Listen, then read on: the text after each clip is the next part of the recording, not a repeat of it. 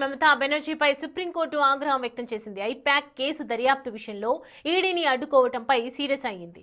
Bengal CM పోలీసులకు supreme నోటీసులు ఇచ్చింది. ఎన్ఫోర్స్మెంట్ డైరెక్టరేట్ విధుల్లో జోక్యం చేసుకోవటం బాధిత రాహిత్యం కిందకు వస్తోందని కామెంట్ చేసింది.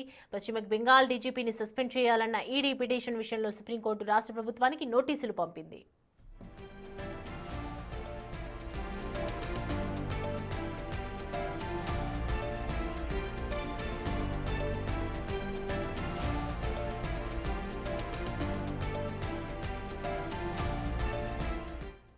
ఈడీ సోదాలు జరుగుతుండగానే బెంగాల్ సీఎం అక్కడకు వచ్చింది. ఐపాక్ కార్యాలయంలోని కొన్ని ఫైళ్లను తీసుకెళ్లిపోయారు.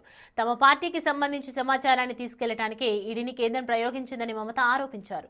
తమ విధులకు అడ్డుగా తగిలారని ఈడీ అధికారులు కోర్టును ఆశ్రయించారు.